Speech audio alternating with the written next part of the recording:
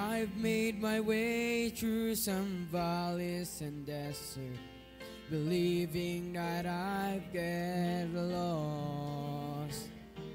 I stood at the foot of what felt like Mount Everest, knowing I had the strength for the climb. 'Cause through every trial, each test and temptation, one thing is sure every time. Over and over, again and again, God is faithful.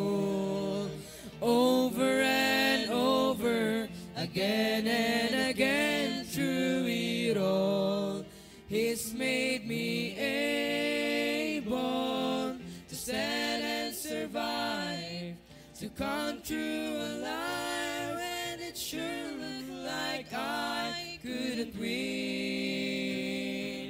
But Jesus is with me, so I'll claim the victory over and over again.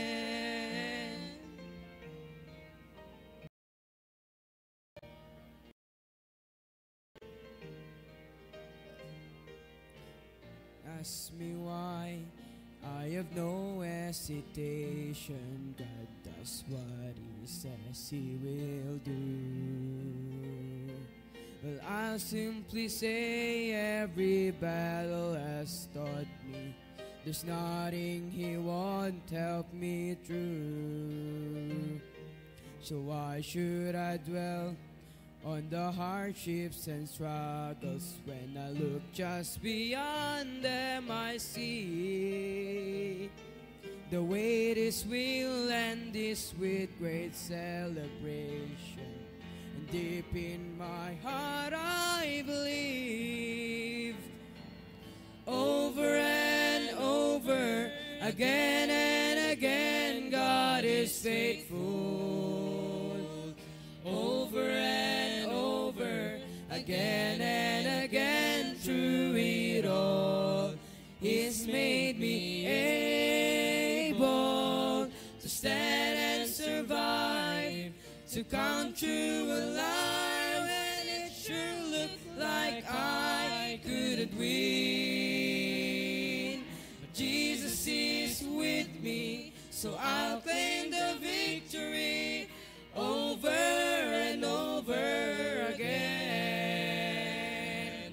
Over and over, again and again, God is faithful. Over and over, again and again, through it all, He's made me able to stand and survive, to come through alive when it sure looked like I couldn't win. Jesus is with me, so I'll claim the victory over and over again. Jesus is with me, so I'll claim the victory over and over, over and over, over and over again.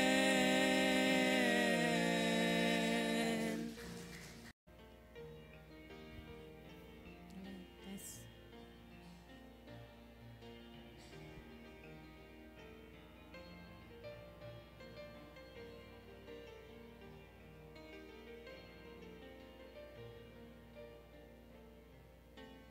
It is hard to understand God's purpose in our lives. It is hard to obey the perfect will of God. But all we need to do is to trust Him with all our heart, because God is faithful every time.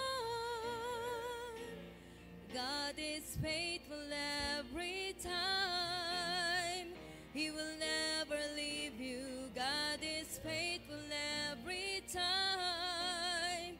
He will now protect you. Oh,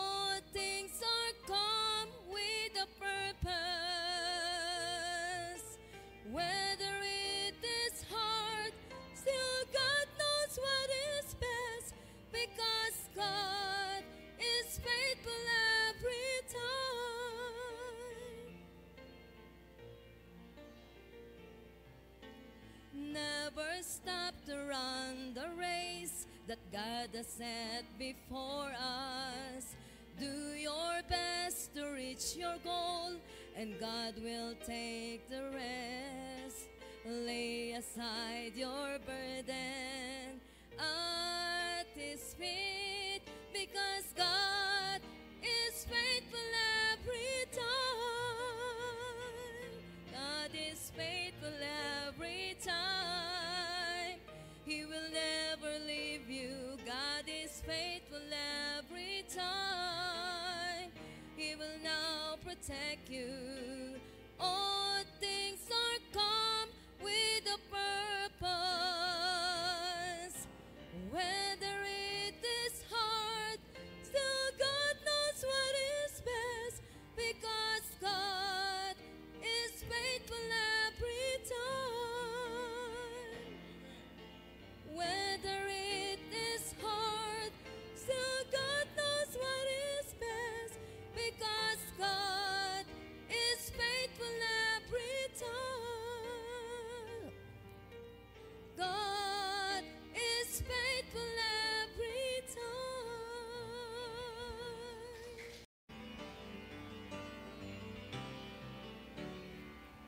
Lately I've been through some testing and trials. Felt like a detour that went on for miles. But standing here now looking back, I can say, Lord, I'm thankful. Some storms I thought I would never survive, but here I am feeling so strong and alive. The darkness is past and the morning is bright, and I'm thankful. Lord, I'm thankful like David after Goliath, like Paul and Silas after the jail. I'm thankful like Daniel after the lions. Lord, I'm thankful. Thankful like Noah back on dry ground. Thankful like Lazarus finally on wood. Every beat of my heart wants to pound. I'm thankful, Lord, I'm thankful.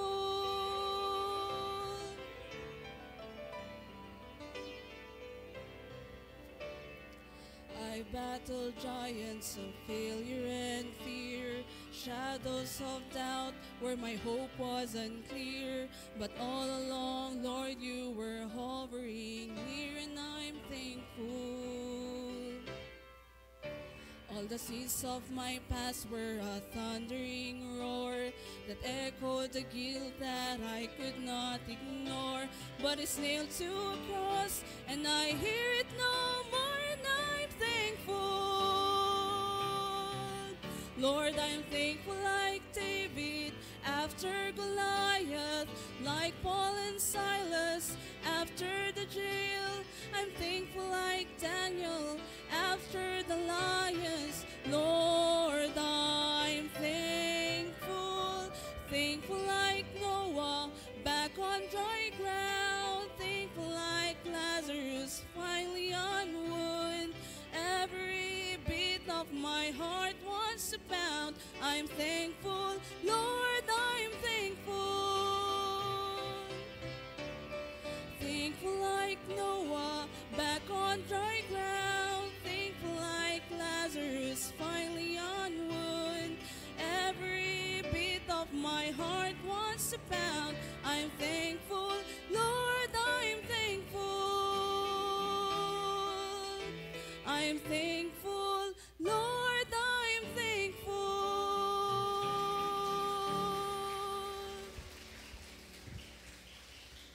Amen. All right. Good songs we heard. Amen.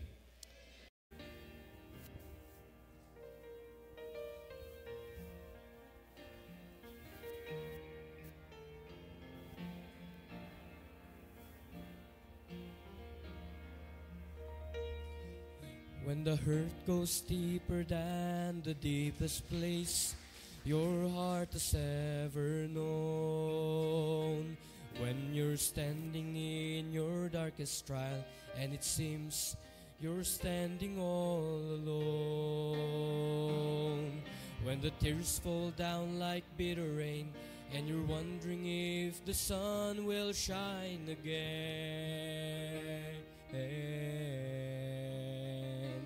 In the midst of disappointment, look around, you'll find a faithful friend. He's walked through my darkest valley, shining light upon the lily by the way. He has picked me up and held me when I thought I could not face another day. And when my heart had stopped its singing and my mind was simply searching for an end, I can tell you by experience, I found a faithful friend.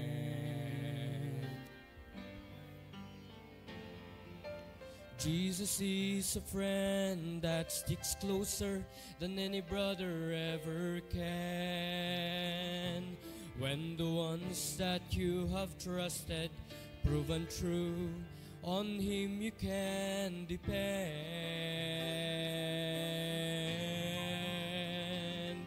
He will never fail or let you down, and His love will help the broken heart to mend. So pick up the broken pieces and turn around, you'll find a faithful friend. He's walked through my darkest valley, shining light upon the lily by the way. He has picked me up and held me when I thought I could not face another day. And when my heart had stopped its singing and my mind was simply searching for an end,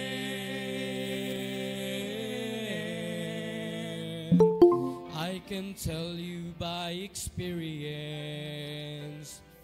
I found a faithful friend. He's walked through my darkest valley, shining light upon the lily by the way. He has picked me up and held me when I thought I could not face another day. And when my heart had stopped its singing and my mind was simply searching for an end, I can tell you by experience, I found a faithful friend. Oh, I can tell you by experience, I found a faithful friend.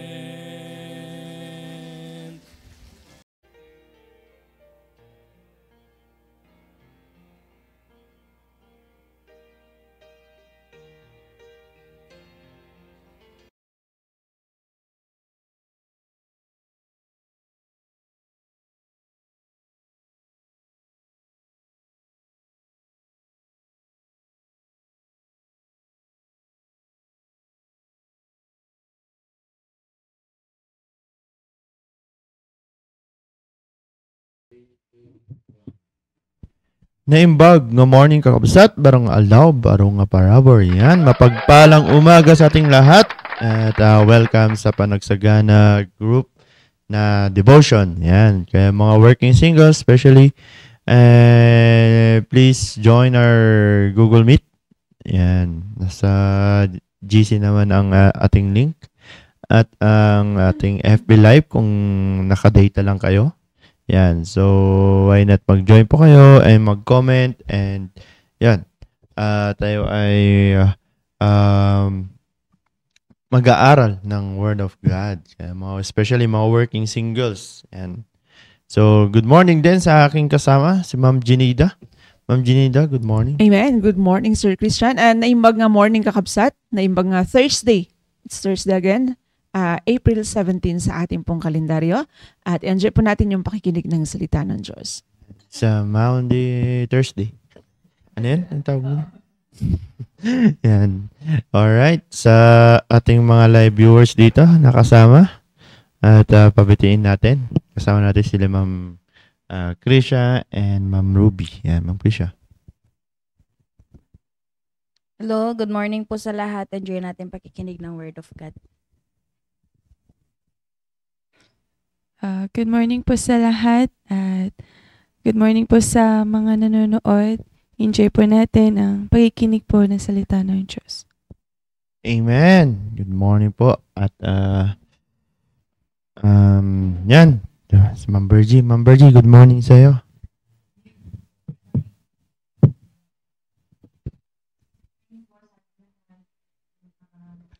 Di pa naka-live. Ayan, gising na po tayo. Working singles.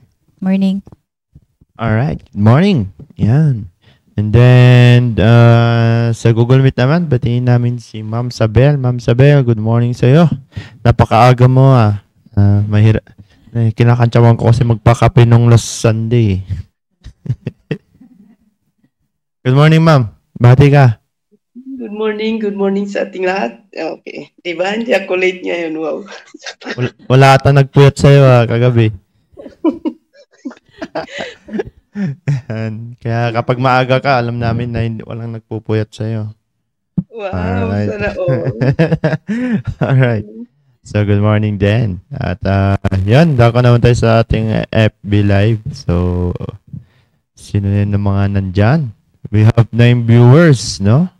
So, siguro yung iba nasa bakasyon, no? Yan, natutulog. Ay, nagpapapa ako sa cross. Magpipitinitin siya, no? Alright. So, yan. Kay Ma'am Emilia Wayaway, good morning po sa inyo.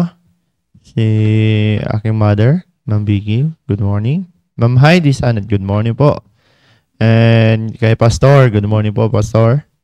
Ma'am Rolene Sanat, good morning. Sir Ariel Pomecha, good morning po. Sir Asherto Manzano, good morning. Sir Salvador Bore, good morning. Ma'am Elizabeth Narcisa, good morning. Brother Dumart, good morning. And si Sir Herbert Hofer, good morning. And Ma'am Joyce, good morning po sa inyo. Ma'am Glyza K. Ambodnon, good morning po. Yan. So, Ma'am Jen Campana, our top tagger. Tagger. Ewan ko kay Mark. Yan. Isa maatang loob si Mark tayo. Alright. So, yan. At mapagpalang umaga po sa inyo dyan. At sa hindi nag-comment pero nanonood, good morning po sa inyo. And we are freely na mag-comment, na magbigay ng insights and anything na pwede nyo sabihin. Yan. So, yan. Babasahin po namin yan. Kung may time pa. Alright. So, yan. Dako na po tayo sa ating lesson. So, sa ating lesson na commitment to obey God's word. Yan. So, napakaganda na napag-aaralan na ito. No? So, in the previous Thursday is napaganda yung mga pinag-aaralan natin. So, napaganda na we are, no, na inaaral natin to paano mag-commit na sumunod sa Word of God. Yan, sa Word of God. So, napaganda, no? Sa, na kung saan we are pushing, no? Pushing na sumunod sa salita ng Diyos, which is, naman, napaka ito ay isang napaka malaking blessing dahil yun nga kasi napag-aralan natin na commitment to love God. So mahal nga natin ang Panginoon pero sinusunod ba natin, 'di ba? So yun ang katanungan. Kaya nga kapag sinabi nating mahal natin ang Panginoon, dapat andun yung obedience natin sa kanyang salita, no? So napaka simple, no? Nakasaan syempre, 'di ba? Kaya nga maraming mister na masunurin sa misis dahil mahal nila ang misis nila.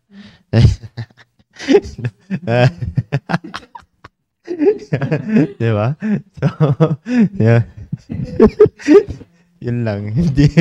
Pero yung Mrs. hindi nasunod sa Mr. Kasi talaga Ma'am Ginita, makakaisipan mo. Yan. So, magtaka na. Diba? Magtaka na kapag hindi na masunurin yung Mrs. mo sa'yo. Yan. So, parang hindi tayo dadating yan. Alright. So, yan. Si Ma'am Ginita siguro. Baka next year na or this year. Or si Ma'am Krisha. Si Ma'am Krisha. Alright, so yun. At napakaganda, no? Na kung saan we are obeying or meron tayong commitment na sumunod sa Word of God. Yan, which is, yun nga, ito yung pag-uusapan na naman natin for this morning. So, bakit nga ba tayo susunod, no? Bakit nga ba tayo magkakaroon ng commitment na sumunod na sa salita ng Diyos? Alright, buksan po natin dito sa Psalms chapter 119, verse 105. Yan, 105. So, napakagandang verse po ito. So, yan. Psalms 119, verse 105. Yan. Sabi po dito, Thy word is a lamp unto my feet and a light unto my path. So, napakaliwanag yan. So, bakit nga ba tayo magkakaroon ng commitment, no, na sumunod sa Word of God, no? Because Thy word is a lamp unto my feet and a light unto my path. Because this is our guide, no? Na kung saan ito yung guide natin para magkaroon ng a righteous living, no? Na kung saan magiging righteous tayo, no? At na kung saan tinuturuan tayo ng Bible na magkaroon ng a righteous living. Na kung saan andito yung na di naman tayo perfecto, no? Pero yun nga, na maiwasan natin na makagawa ng kasalanan. And it is a guide, no? Na kung saan makita natin sa isang ginagawang gusali or bahay na mahalaga ang guide. Kasi kung hindi susundin ang guide is distraction, 'di ba?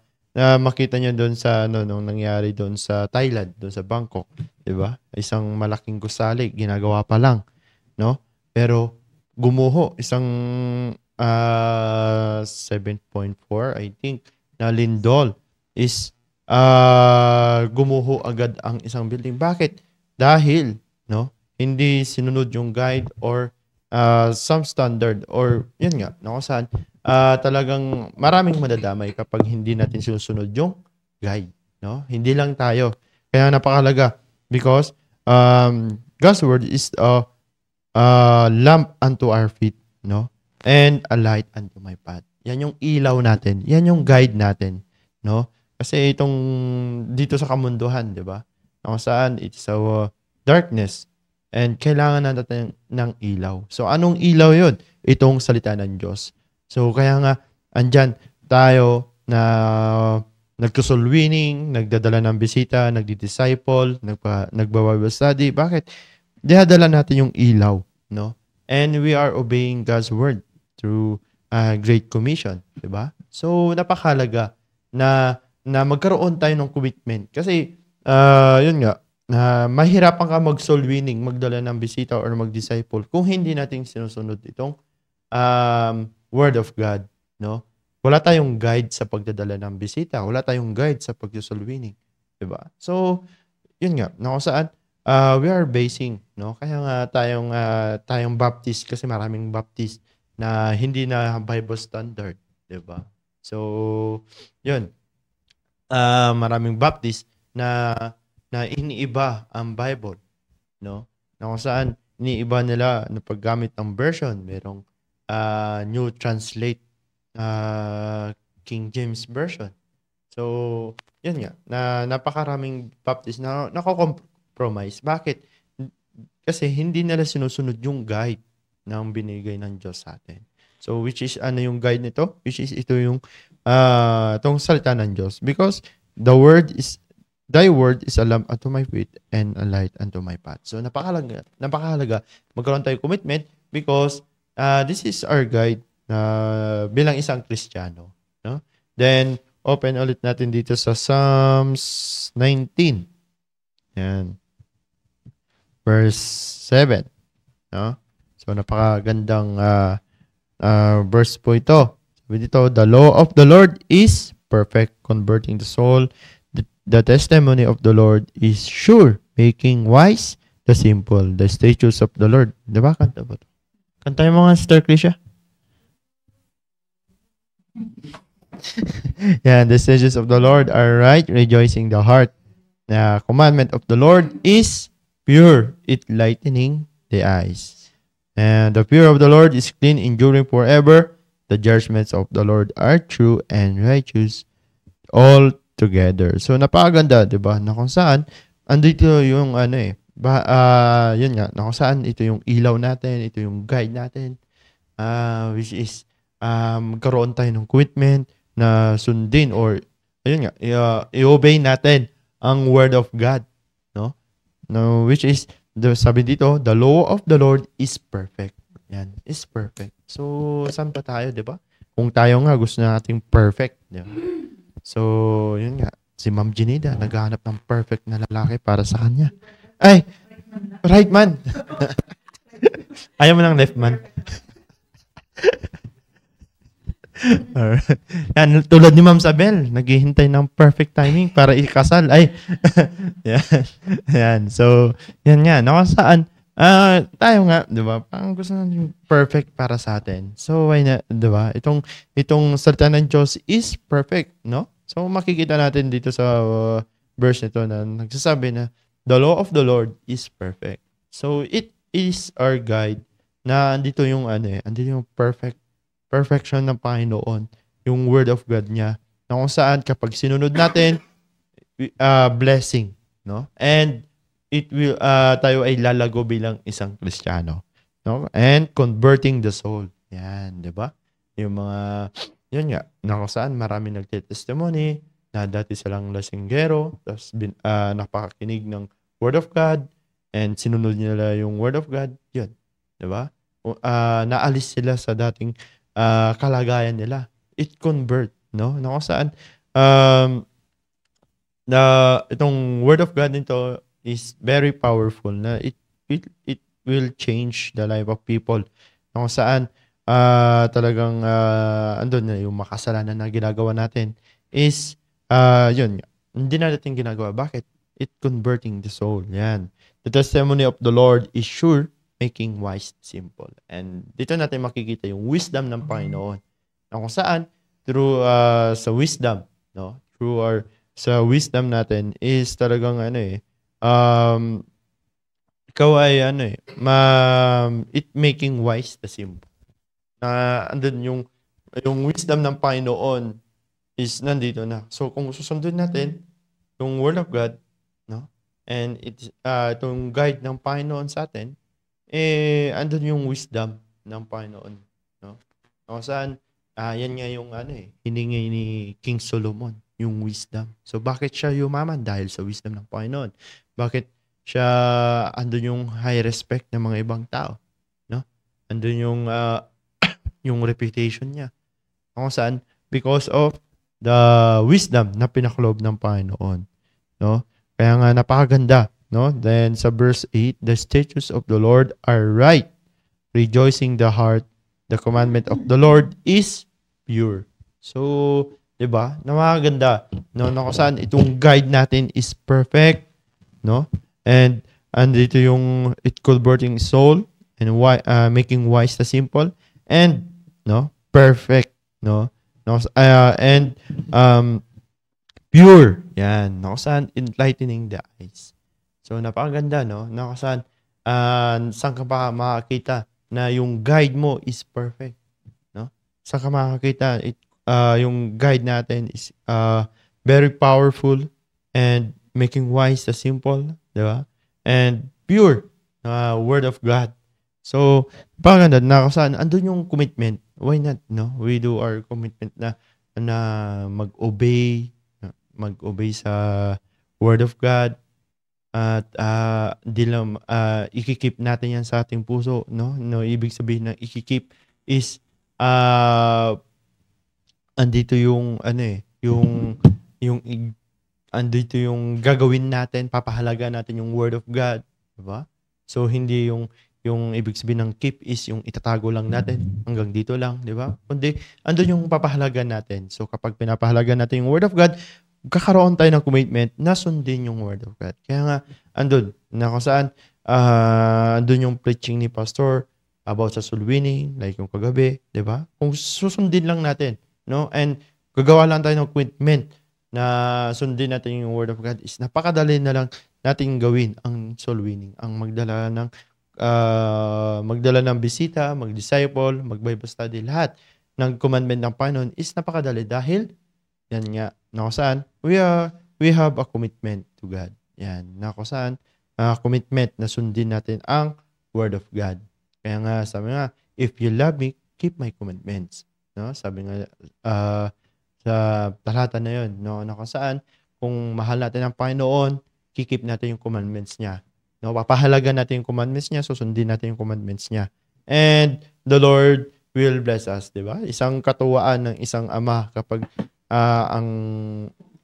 yung kanyang anak is napakamasunurin, di ba? So, andun nga, no? Kung saan, masaya ang Panginoon, hindi lang masaya, kundi andun yung tayo din, magiging masaya tayo. Kasi lalago tayo bilang isang Kristiyano, no?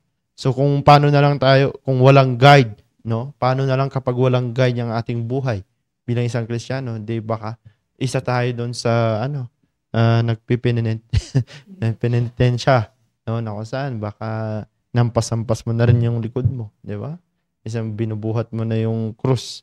So, 'di ba? Isang napaka walang kabuluhan, no? Yung ginagawa ng mga ng mga wala pang salita ng Diyos. No, kung saan kung ano-ano na lang ginagawa nila, no? Pero walang kabuluhan yan sa Panginoon. Kaya nga meron tayong Bible na sinusunod upang sa ganun mag-glorify natin ang Panginoon and and ma-worship natin ang Panginoon. At doon yung blessing ng Panginoon sa atin na bibigyan tayo ng wisdom, no? Kaya making wise the simple, no? Kung saan andun yung wisdom ng Panginoon sa atin na sundin lang natin tong Word of God and magiging wise ka. Kaya nga, 'di ba? Sabi nga sa Proverbs 11:30, the fruit of the righteous is a tree of life and he that winneth souls is wise. So, kung gusto mo maging wise, sundin mo lang ang Word of God and magkaroon ka ng commitment, no? Kaya nga meron tayong tema, Year of Commitment, no? Year 2025, Year of Commitment. So, huwag nating wawalain ang pagsunod natin sa Word of God. So, tandaan nyo po, blessing po kapag susundin natin because it is the Word of God is light unto our path, no? It is our guide sa habang tayo ay nabubuhay pa. Yan. So, alam ko, maraming idadagdag si Ma'am Jenida. Sige, Ma'am Jenida. Amen. Thank you, Sir Christian. At yun nga, yung sasabi sa Book of Psalms, it converts the soul. And di ba, hindi naman tayo agad-agad na naging maayos sa harapan ng Panginoong Diyos. And so, nangyari lang yon noong tayo ay nakinig ng salita ng Diyos. At hindi lang nanatili sa ating isip, sa ating puso yung salita ng Diyos, kundi ginawa natin ito. Diba? Yung mga salita ng Diyos na bago tayo naging matino, and yun ay yung katinoan natin, yun ay bunga ng pakikinig natin ng salita ng Diyos at pag-a-apply natin ng salita ng Diyos. Diba? Yes, kasi kahit andyan yung salita ng Diyos, naririnig natin, and kung hindi natin susundin, hindi tayo magkakaroon ng maayos, hindi tayo magkakaroon ng matinong pamumuhay. Diba? Yan, pero dahil yan sa pagsunod natin sa salita ng Diyos. Yan, so kaya kinakailangan natin maging committed sa pagsunod sa salita ng Diyos. Dahil ang sinasabi dito sa Deuteronomy chapter 28. Yan, so nung last Saturday, na lesson po ni Pastor yung sa ginamit po niya yung Deuteronomy 27. Yan yung ginamit po niya na verse last time. And so ngayon naman po dito po sa Deuteronomy 28, ito po yung chapter na pinapakita po dito yung blessings for obedience and curses for disobedience. And so diyan sa chapter 1 hanggang verse 1 hanggang 14, pinapakita po diyan kung ano yung blessings. Yan, blessings of obedience. Yan. Pero diyan sa verse 1, basahin po natin, and it shall come to pass, if thou shalt hearken diligently unto the voice of the Lord thy God, to observe and to do all his commandments, which I command thee this day, that the Lord thy God will set thee on high above all nations of the earth, and all these blessings shall come on thee and overtake thee, if thou shalt hearken unto the voice of the Lord thy God. Yan. So, baba ko lang po dito sa verse 13. And sabi po dyan, and the Lord shall make thee the head and not the tail, and thou shalt be above only, and thou shalt not be beneath. Yan. Inulit po yung ano dyan yung sinasabi dyan sa verse 1.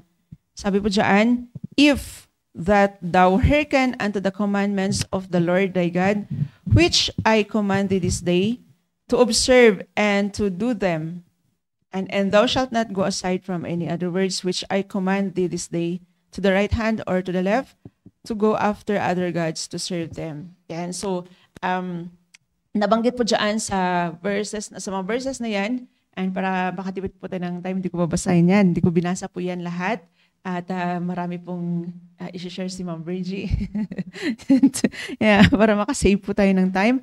But then, yung sinasabi po dyan sa verse 1 hanggang sa, and then dyan sa verse 13, yan, inulit po dyan sa verse 13. And mapapansin po natin dyan yung word na if. And mahalaga po yung word na if po dyan. Kasi yung word na if, introducing conditional clause. Ay condition po dyan.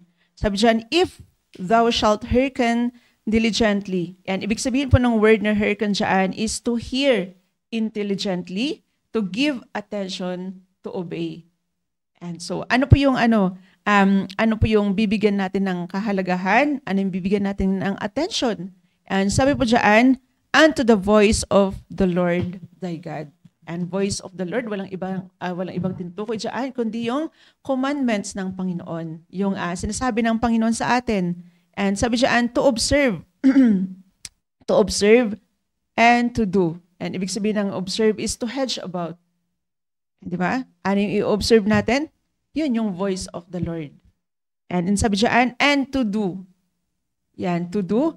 And so, ibig sabihin ng word na do dyan is to apply, to accomplish. Yan, and sabi dyan, to do all His commandments. And mapapansin din po natin yung word na all po dyan. So, ibig sabihin, yung pagsunod natin, hindi nga lang siya partial. Na kung ano yung gusto nating sundin, ay yun lang. And sabi ng Bible dyan, to do. And kahit sabihin natin na, ay, ano lang yan, medyo magaan lang naman yan. And ito, medyo mahirap kaya hindi ko susundin. Di ba? And sabi dyan, mahirap man yan o madali. Sabi ng Bible dyan, to do all. Lahat. And His commandments, which I command thee this day, that the Lord thy God will set thee on high above all nations of the earth.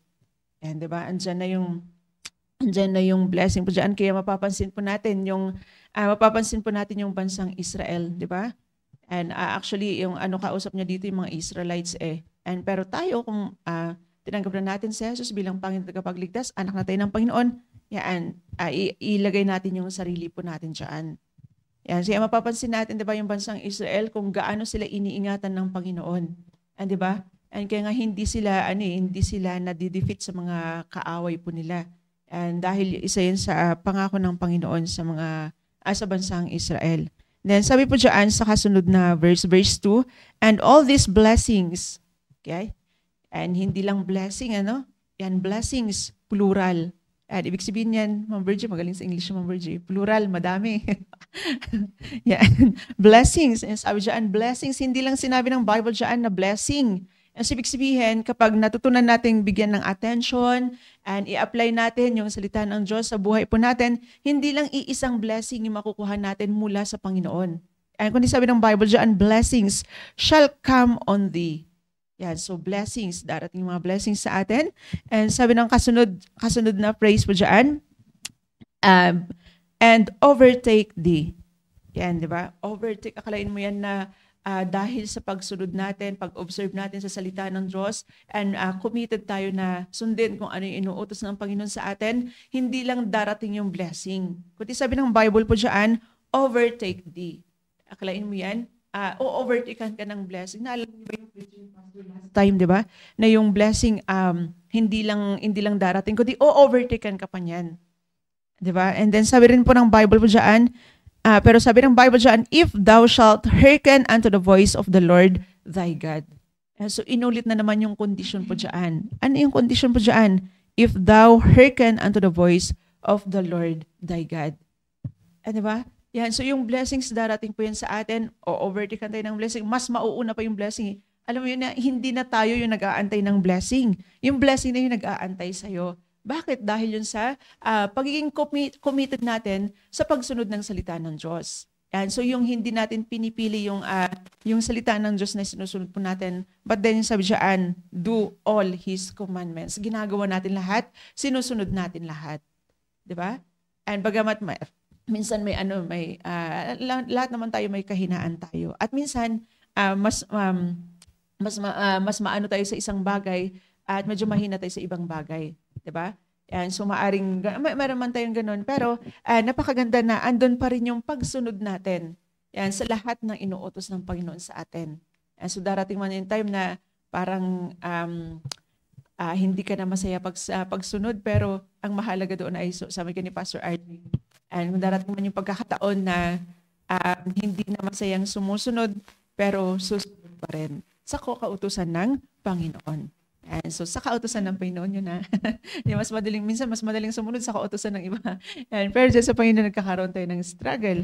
Pero andyan yung blessing. Tatandaan po natin na yung result ng pagiging committed natin sa pagsunod ng salita ng Diyos ay blessings. And uulitin ko, hindi lang yung blessing, but then sabi ng Bible, blessings. And sabi ng Bible po dyan sa verse 3, blessed shalt thou be in the city, and blessed shalt thou be in the field.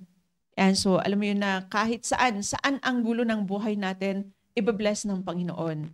Pero tandaan natin yung word na if. Yan. So, may condition yan lagi. Yan, yung sinasabi dyan sa verse 1. And verse 4, blessed shall be the fruit of thy body, and the fruit of thy ground, and the fruit of thy cattle, the increase of thy kine, and the flocks of thy sheep. Blessed shall be thy basket and thy store. Blessed shalt thou be when thou comest in, and blessed shalt thou be when thou goest up. And saan man tayo mapunta, yan, andun yung blessing ng Panginoon. Sumusunod yung blessing ng Panginoon. Yan, saan man tayo mapunta. And then, kung anong meron man tayo, ay lalong ibe-bless ng Panginoon. And kaya nga sabi dyan sa verse 5, blessed shall be thy basket and thy store. And kaya nga yung isang tao na sumusunod sa Panginoon, hindi yan nawawalan. Diba? Bakit? Kasi andun lagi yung provision ng Panginoon. And kasi isa yan sa blessing ng Panginoon kung tayo ay sumusunod sa Panginoon. Diba? Minsan nga, i-check natin yung buhay natin. Minsan nga kahit hindi tayo masunurin, hindi tayo committed sa pagsunod sa Panginoon, andun pa rin yung blessing, di ba? Yan, sino po yung mga kasama ko dito na ganun? Na nakakaranas ng ganun, na hindi ka naman committed sa pagsunod sa Panginoon, pero andun pa rin yung blessing. Yan, di ba? Yan, so alam ko lahat tayo naranasan natin yun eh. Yan, pero how much more kung susunod tayo sa Panginoon at magiging committed tayo sa pagsunod sa Panginoon. And kung yung hindi ka masunod, may blessing, lalong-lalo na kapag andun yung pagsunod natin sa Panginoon. And saan ka man mapunta, andun yung blessing ng Panginoon. And diba? And then sa verse 7, thou shalt cause thine enemies that rise up against thee to be smitten before thy face. They shall come out against thee on they one way and flee before thee 7 days. Yan. So, di ba, kung may kaaway ba tayo? Yan, kung meron mang mag-aano sa atin, mag-oppose man sa atin, mag-persecute sa atin, yan, pero dahil masunurin tayo, committed tayo sa pagsunod ng salita ng Diyos, yung Panginoon na yung bahala sa kanila. Di ba? Di ba, napakaganda ng blessing na binabanggit mo dyan sa verses na yan. And then sabi dyan sa verse 8, the Lord shall command the blessing upon thee in thy storehouses, and in all that thou settest thine hand unto, and he shall bless thee in the land which the Lord thy God giveth thee. Yeah, so hanggang dyan sa verse 12, dyan sa 13, yeah, and so sinasabi rin po ng kung ano yung mga blessings na matatanggap po natin na manggagaling sa Panginoon. Andun yung prosperity. Di ba? Yan, so hindi nawawala yung prosperity. Yan, so hindi mawawala yung success. Yan, bagamat hindi man tayo successful ayon sa standard ng mundong ito, pero sa mata ng Panginoon Diyos, sa harapan ng Panginoon Diyos, successful po tayo. Yan, di ba? Dahil iba yung sukatan ng success iba yung sukatan ng success sa mundong ito eh. And sa kanila, pag marami kang pera, may maganda kang sasakyan, kagaya ni, sir, may maganda kang sasakyan, may maganda kang phone, may mga malaki kang bahay. Yun yung sukatan ng success dito sa mundo. Pero, kapag masunurin tayo sa Panginoon Diyos, committed tayo sa pagsunod sa Panginoon Diyos, hindi rin malabo na ibibigay yan ng Panginoon sa atin. And kasi andun yung prosperity. Yan materially, yan hindi lang material blessings yung pwedeng ibigay sa atin ng Panginoon.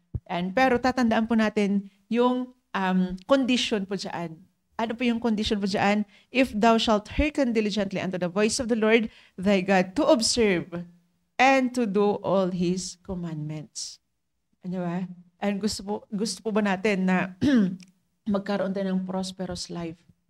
At syempre lahat tayo gusto natin, di ba?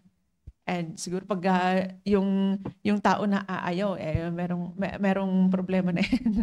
Yan, pag aayaw sa isang buhay na punong-puno ng ng buhay na prosperous life. Di ba? So last time nabanggit ko rin sa devotion last time doon sa Book of Proverbs. Oh, di ba? Yan yung sa mga makukuha natin kapag ino-observe natin yung salita ng Diyos. Yan, so andun yung prosperity, andyan yung success. Yan, di ba? Yan yung mga blessings na matatanggap po natin, and yun yung mga blessings po na matatanggap po natin kung susundin lang natin yung salita ng Diyos. And kaya nga sabi na po dyan sa verse 13, yung sabi dyan na verse 13, sabi po dyan, and the Lord shall make thee the head and not the tail. And thou shalt be above only, and thou shalt not be beneath. Yan. So alam mo yun, kapag masunurin tayo sa salita ng Diyos, ilalagay tayo ng Panginoon sa taas. Yan. So hindi tayo, lagi sinasabi, hindi tayo magkukulang, hindi tayo magiging kulelat. Pero kung masunurin tayo sa salita ng Diyos, ano ba? Hindi tayo sa last lagi ko naririnig to kay Sir Tom And narinig ko lagi sa kanya na hindi ka ilalagay ng Panginoon sa dulo-dulo, sa tail. Yan, lagi kang ilalagay ng Panginoon sa unahan. And di ba? And kasi anak ka ng Panginoon, unang-una anak ka ng Panginoon, pangalawa masunurin tayo sa utos ng Panginoon. And di ba? And then dyan sa kung babasa ibababa po natin dyan sa verse 15 hanggang sa mga kasunod na verses, and then yun na yung yun naman po yung mga result ng disobedience po natin. At ano po yung sabi po dyan? Curse. And so last Saturday, binaybay din po ni Pastor yan. So ano po yung gusto natin sa buhay natin? Gusto po ba natin ng blessing o gusto po natin ng curse? And di ba lahat tayo pipiliin natin yung blessing? So gusto natin ng blessing? Hindi lang blessing, gusto natin ng blessings. Ano yung gagawin po natin? Maging committed po tayo sa pagsunod sa salita ng Diyos. And dahil lahat ng aspeto ng buhay po natin, i-bless yan ng Panginoon kung susunod tayo sa Panginoon. And wag natin kakalimutan lagi yung if. Diba? Kasi minsan kasi sa atin gusto natin lahat ng blessing. Gusto natin ng blessings after blessings, blessings. Pero ayaw naman nating sumunod sa utos ng Panginoon. And natatandaan po natin na iyan yung requirement ng Panginoon. And para ibigay sa atin yung mga blessings po na yan. Diba? Yeah, so kung gusto natin yan, kung gusto natin ng blessings, and gawin po natin yung sinasabi po dyan sa verse 1, na inulit na naman dyan sa verse 13 and 14, ibig sabihin, mahalaga po yan. And so kung gusto natin yan, matuntunan po natin maging committed sa pagsunod sa Panginoon. So yun lang muna, Ma'am Virgie. Yan, amen, Ma'am Genida. And almost, munti ka na kami magkapareho ni Ma'am Genida. Curse and blessing. Blessing and curse, ganun. Yung, na-i-prepare ko sana, pero sabi ko, ituloy ko dun sa sa 2 Timothy, yan, chapter 2, verse 15. Pero, bago yun, sa basahin ko lang dito sa sa Genesis. Ayun, mula doon sa commandment ng Panginoon kay Adam. Ayun, hanggang sa doon sa sa chapter 3. Ayun, and shortcut ko lang sa Genesis chapter 2. Basahin ko lang to. Genesis chapter 2 verse 16 to 17. Yan, sabi niya dito, and the Lord God commanded the man, saying, of every tree of the garden thou mayest freely eat, but of the tree of the knowledge of good and evil thou shalt not eat of it. For in the day that thou eatest thereof, thou shalt surely die. So, ito yung first, yung commandment ng Panginoon and yung result, di ba? Yung mangyayari kapag sila ay nag-disobey. Ayun. At dito sa chapter 3, verses 1 to 4. Ayun. So, andun yung serpent. Yan, dun sa verse 1. Now, the serpent was more subtle than any beast. So, yung time nila, di ba, nung nila Adam and Eve, yung serpent pa yung, pinaka, di ba, matalino doon sa among all the creatures. Yun, sabi niya doon, of the field, which the Lord God had made. And he said unto the woman, hath God said, ye shall not eat of every tree of the garden? So, as in, kausap talaga yung serpent. And verse 2, and the woman said unto the serpent, we may eat of the fruit of the trees of the garden, but of the fruit of the tree which is in the midst of the garden, God hath said, ye shall not eat of it, neither shall ye touch it, lest ye die. So, nadagdagan pa niya. And the serpent, sa verse 4, and the serpent said unto the woman, ye shall not surely die.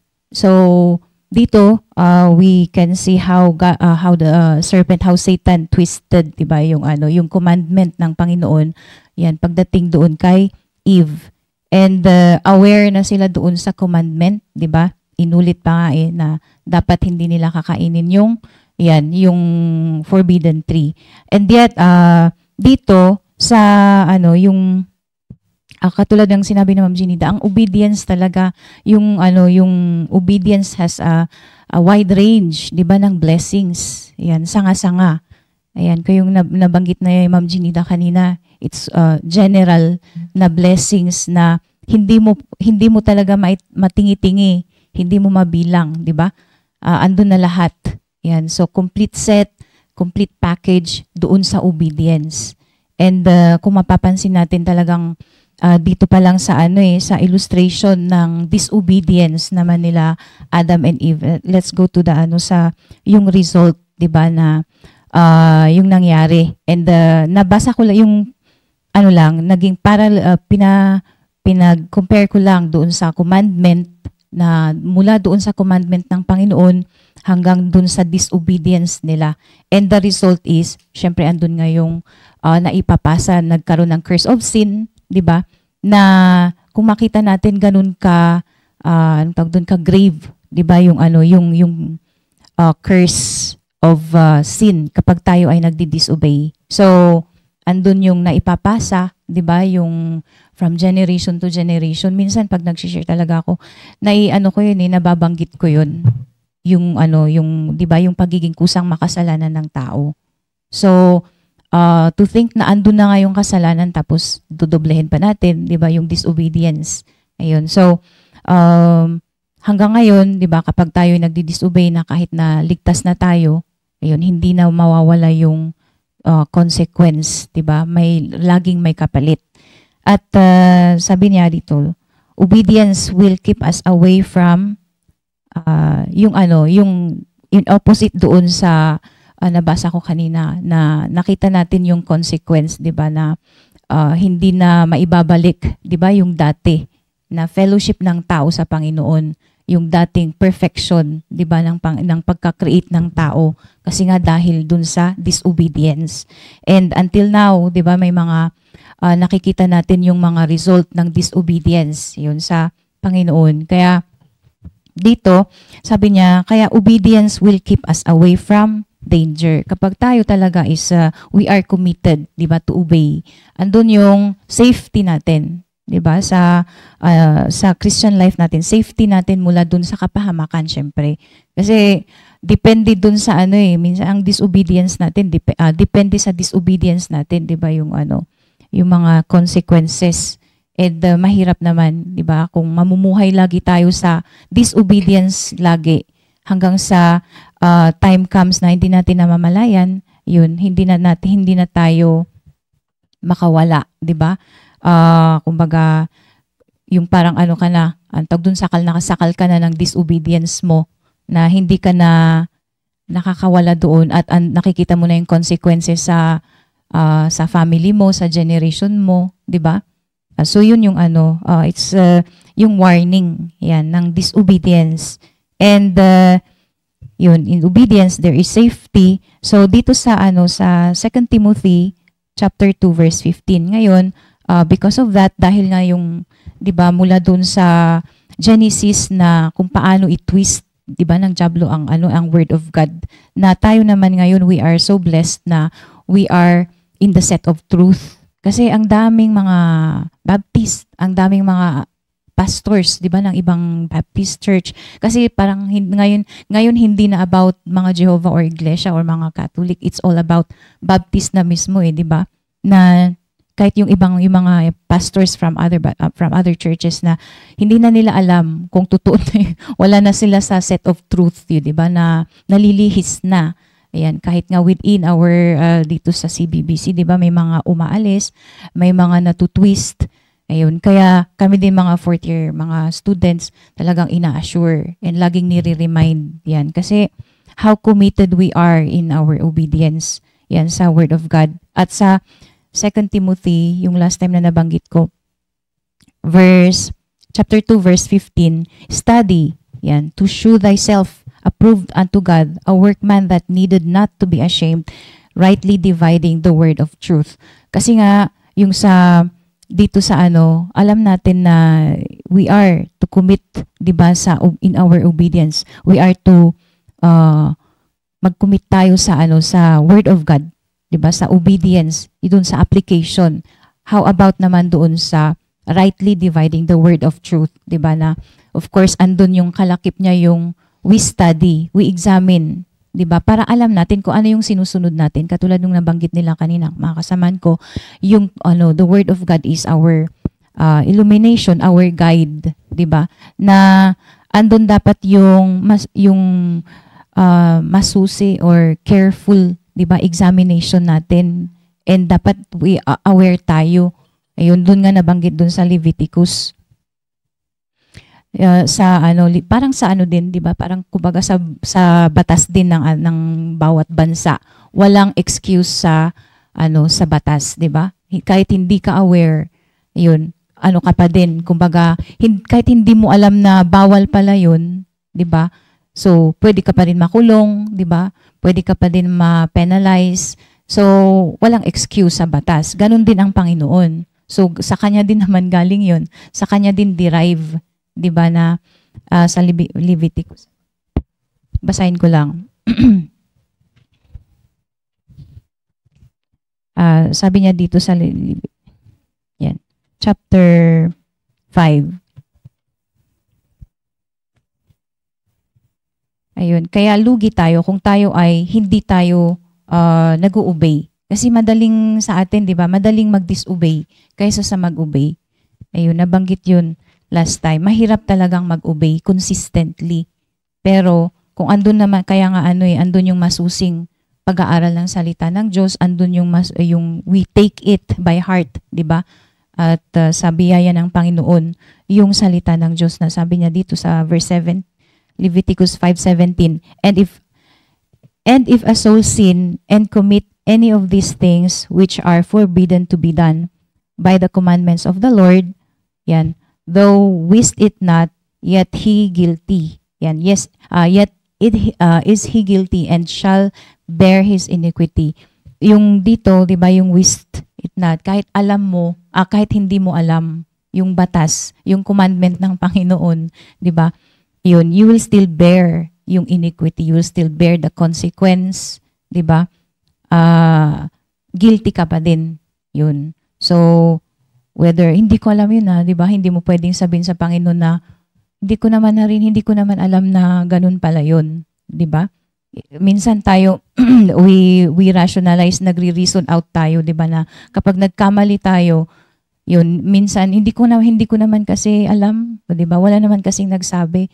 Minsan, ganun tayo. So, yun, ganun ka, di ba, ka-sensitive yung obedience, yung, kumbaga sa salita ng Diyos, yung obedience natin, yan, sa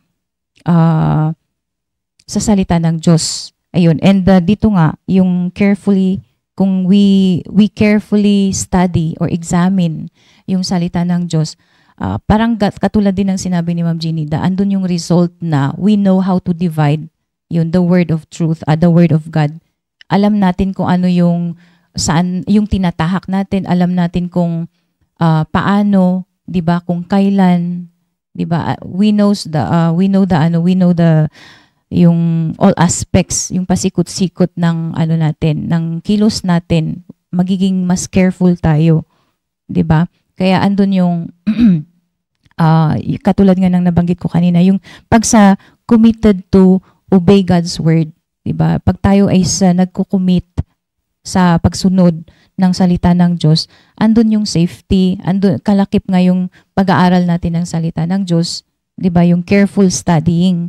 At may mas magandang result pa yan kasi may purpose. Yan, we are moving forward. Ginagamit tayo ng Panginoon towards His purpose, 'di ba? Na ma-fulfill yung purpose niya. Kapag halimbawa yung pag tayo ay aware tayo sa doctrine, 'di ba? Sa doctrine natin. So andun yung continuous na alam mo yun, yung may wisdom tayo kung paano natin gamitin yun. Lalong-lalo na sa souls. Kasi nga nababanggit ni Pastor, di ba, yung mga, yung soul winning, ayan, yung mga mag-commit tayo. Kasi, ayan, ngayon ko lang talaga na, siguro, grace lang talaga ng Panginoon na nabigyan ko ng importance talaga yung everyday soul winning. Yun. Kasi, yung kagandahan ng paulit-ulit, 'di ba, na reminder ni Pastor na yung sabi niya na nasa sayo na yung katotohanan, 'di ba? Bakit di mo pa i-grab? And what is that one soul every day, 'di ba, na nababahagian mo? Hindi ka naman aabot ng ilang oras tapos may kumbaga mas nabibigyan pa ng oras yung trabaho mo the whole day kaysa yung at least maglagay ka man lang ng 1 hour, 'di ba, na mag-soul winning sa labas or sa neighbor, 'di ba, na meron ka man lang one soul na nabahagian sa bawat araw. So, it's 'di ba, kung i-analyze mo 'yun, napaka as a Christian, kung ikaw talaga is magko-commit sa pagsunod sa salita ng Diyos, yan, kasama na yung everyday soul winning. Kaya parang sa akin is malaking anong tawag doon, responsibilidad, malaking bagay talaga yun. Yes, kasi ang tawag doon, napaka-illogical nga, kumbaga, napaka-illogical na hindi ka magbahagi ng salita ng Diyos everyday. Yun, or i-skip mo yung isang araw. Kasi nabigyan mo ng oras yung trabaho mo, di ba? Kumbaga, nakapagturo na ako ng ilang oras, tapos biglang may break time ako, tapos hindi ko pa nagamit. Yung ganun. So, and then, parang kasi, minsan, kapag masyadong bombarded yung isip natin ng kung ano-anong bagay na sa mundo, na hindi natin natututukan kung ano talaga yung obligasyon natin sa natin, di ba? As a Christian. And, yun nga, parang, oo nga, sabi ko, parang you're sinning talagang na sumasali na yun sa isa pa sa pagkakasala mo, di ba? Na it's quite impossible naman na wala kang mabahagian talagang kahit isang soul every day. And yun nga, it takes God's grace talaga, and it takes yung seryosohin mo kung ano yung sinasabi, kung ano yung pino-preach yan sa pulpit, kung ano talaga yung, sabi ko, yung minsan hanggang, syempre ako andun lagi yung laging, paano nila nagagawa na mag-soul winning every day, di ba yung ganun, and then you also desire to be one, and then, so dun pa lang pero syempre, kasi we are talking about commitment to obey God's word, and that's part of it, di ba, yung everyday soul winning. Kasi nga, hindi naman pwedeng bukas na lang ako mag-soul winning, tas MWF ako mag-soul winning, yung mga ganun. So kasi ang dami-daming ang souls, di ba, around. Yan, kahit sa neighbors mo lang, kahit dyan lang sa kalsada. So, ganun. And yun nga, before that, of course, kailangan mo yung kailangan ka talagang you are ready for the battle. Kasi it's a battleground lagi na you go soul winning, mag-area ka.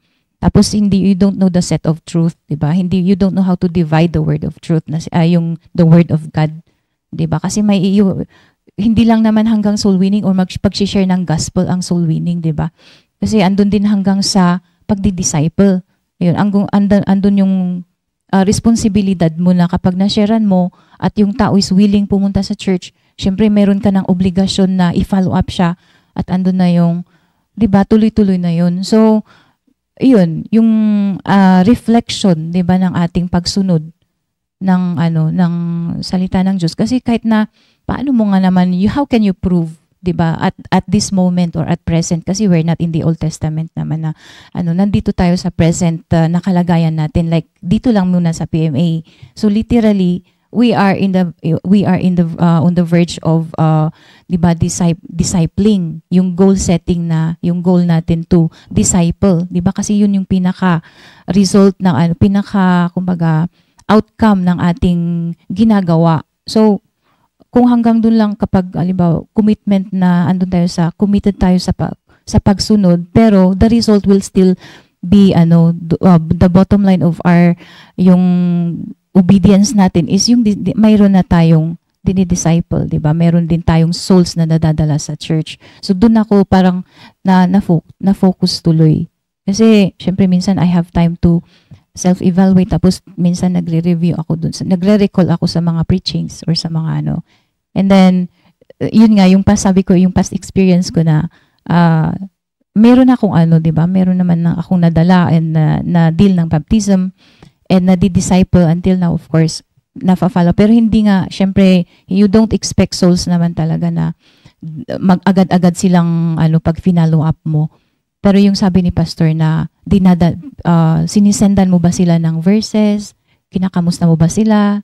Do you keep in touch with them every day? Kasi 'di ba, pag after you deal with them sa baptism, ayan, how do you keep in touch or how do you build relationship na? Kasi that's already your disciple, 'di ba? So paano mo na i-deal yung ganun? So yung sa akin as dito sa pagsunod na, kasi we are sa mga working singles din, 'di ba? Sa mga nakikinig, 'di ba? Kasi yun naman na yung reality ngayon. So even if we keep talking about the past, yung mga Bible stories and all na mga kung wala naman yung titingnan pa din ni Pastor, 'di ba, yung result of this devotion, result ng ating awareness, how aware, kung gaano tayo ka-aware, 'di ba, dito sa napapakinggan or sa napag-uusapan natin. Ayun. So, in my case din is yung mindset ko, it really changed me na to go with the result of kung ano yung, 'di ba, yung result ng gagawin ko, 'di ba, para sa Panginoon. So, yun lang muna. To God be the glory. Thank you, Ma'am Bergie. Yan. And Ma'am Janida. So, yun, napakaganda.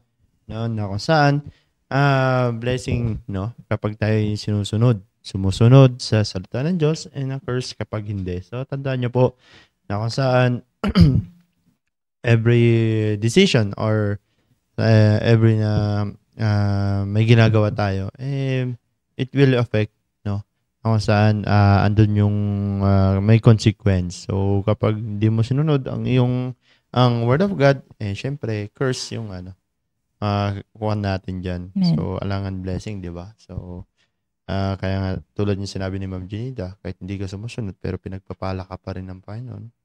Hindi konsensya mo na.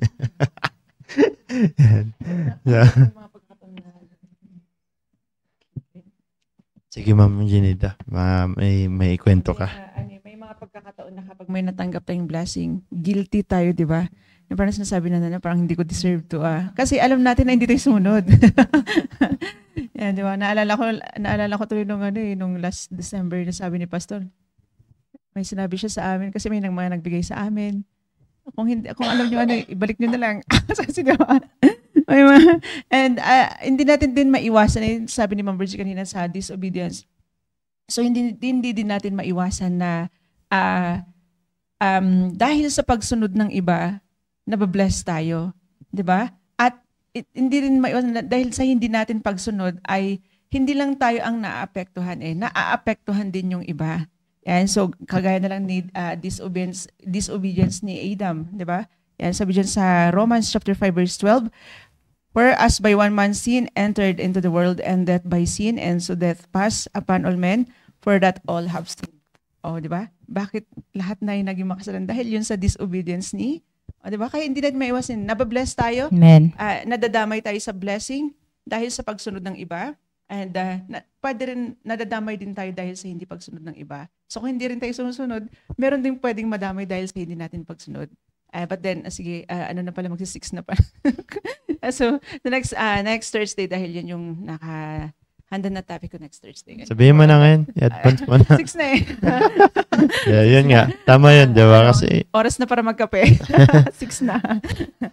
Tama yun, no? So, talagang so, bibitiin muna kayo ni Ma'am Ginida sa kanyang lesson. Kaya para may aabangan kayo sa next Thursday. Alright, so napakalaga, no? Na talakayan ito, no? So, kaya tayo, kulang, no? Kulang sa isang oras yung napag-uusapan natin.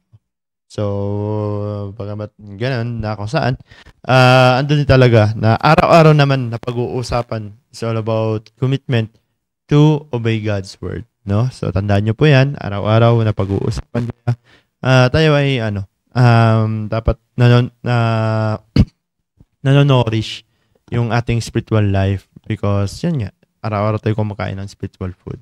Alright, so, tanongin natin yung mga kasama natin kung ano ang kanyang, in a few words lang naman. Few words. Parang sabi ni Ruby, may 6 na. Yeah, simplify. Yan. Sige, Ma'am Krisha.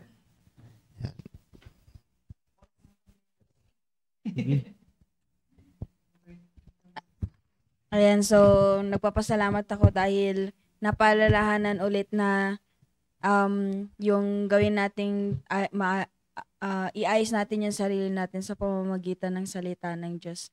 Tulad ng sabi ni Sir Don na gawin natin yung nagkaroon, 'di ba, yung sa building nga kailangan nating sundin yung hulog. Yung alam naman natin lahat yung hulog eh. Yun, kaya gawin natin yung salita ng Diyos na hulog ng ating buhay. Upang magkaroon tayo ng matuwid na buhay. Yun lamang. Sa akin po, ang masasabi ko po ay, yun po, yung pag nag-commit tayo na sumunod po sa Panginoon ay nandun po lagi yung blessing. Yun nga po yung sinabi po ng Bible sa Psalms 119 verse 105. Ay ito po yung salita ng Diyos kung saan ito po yung nag-guide sa atin. Especially po sa paggawa po natin ng desisyon. At kapag naging tama po yung naging desisyon natin, ay andun po yung blessing dahil sumunod po tayo sa Diyos, sa salita ng Diyos. At yun lamang po at maraming salamat. Thank you, Ma'am Krisha and Ma'am Ruby. And si Ma'am Sabel naman. Ma'am Sabel, in a few words. Yan. Oh.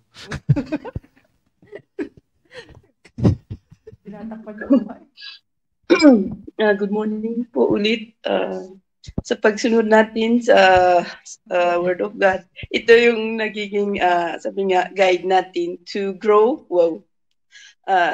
na mabago, at ito din yung daan na nabe-bless tayo at magiging blessing din tayo sa iba. Yun lamang po, and to God be the glory. Thank you, Ma'am Sabel. Yan. Alright. So, Man. yan. Si Sir Mark. In a few words. Alam ko, a man of few words kay. Ano, yeah, sige. Alam po, good morning po sa ating pong lahat. At unang-una po, maraming salamat po sa reminders na naman po ulit na kung saan sabi nga, kinakailangan natin na tayo po ay sumunod sa salita ng Diyos para po, para po tayo po ay lumago. Sa ating pong spiritual po na pamumuhay. So yun lamang po. Yun, si Mark. Short but malaman. Yan. Alright, so thank you po sa mga yun, sa mga kasagutan nyo, and I hope press po tayo natututo sa topic po natin ngayon. And then, ganun din sa ating Facebook Live. Yan, maraming salamat sa mga nanood and nag-tune in. And yun, huwag po kayo magsawa na mag-tune in lagi sa ating mga devotions. Alright, so yun, huwag natin kalimutan ating soul winning saturation ngayong araw and Bible study. And then, bukas ang ating soul winning revival sa Tarlac. Yan. Saan? Kailan? Ay, mamaya. Yan. Sorry. Announcement at choir practice. Choir members mamaya. Yan. So, yun. At ano pa? Yan. Alright. So, yun. Tuloy-tuloy tayo mag-tune in lagi sa ating devotion. At yun. At para tayong matututo sa Word of God. Alright, so yun lang. And then, huwag natin kalimutan sa dating ng Sunday is our Public Servant Sunday. Yan, so, ang guest speaker natin si Pastor Hill. Kaya, yan. Gawin natin special ang araw ng Sunday. Alright, pag-pray po natin. Alright, so, tayo po magtapos sa panalangin. Let's pray. Dakalang Diyos, maraming salamat, Panginoon, sa natapos na devotion.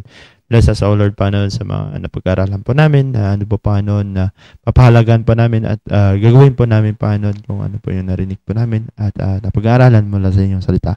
Bless us, O Lord, sa mga mag-area, Panginoon, pakalaw niyo na kalakasan at po, Panginoon, yung pag-invite po namin na pakalaw niyo kami ng wisdom. So, ganun pa nun na makapag-invite po kami at ganoon din pa paano sa mga may-invite pa namin. Ando pa paano na mahayaan na pabigyan sila ng rason para hindi sumama, kundi ano pa paano sila na sumama sila paano sa darating na Sunday, Panginoon. At bless us, O Lord, sa mga gagawin po namin sa buong maghapon. Ando po yung umingi kami ng protection nyo pa paano and gabay nyo pa paano. And patawad pa noon sa mga nagawing kasalanan. Panalangin sa Panginoon Jesus. Amen. Thank you and God bless us all. Thank you po. Thank you. Bye. Thank you, Ma'am Sabel.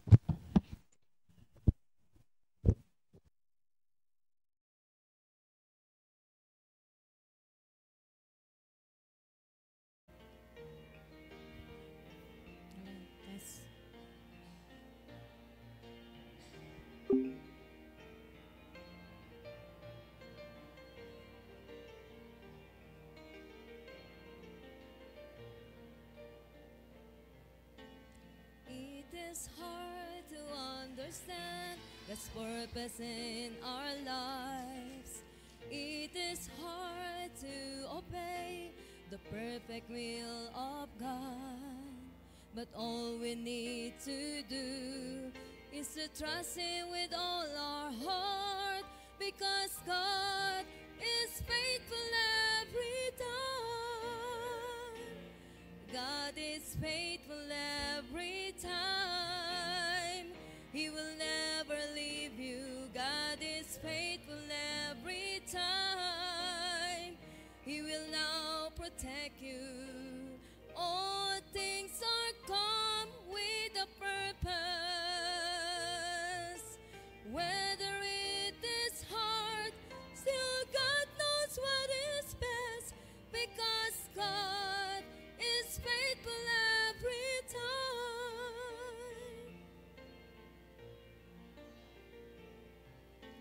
Never stop to run the race that God has set before us. Do your best to reach your goal, and God will take the rest. Lay aside your burden at His feet, because God is faithful every time. God is faithful every time. He will never leave you. God is faithful every time. He will now protect you. Oh,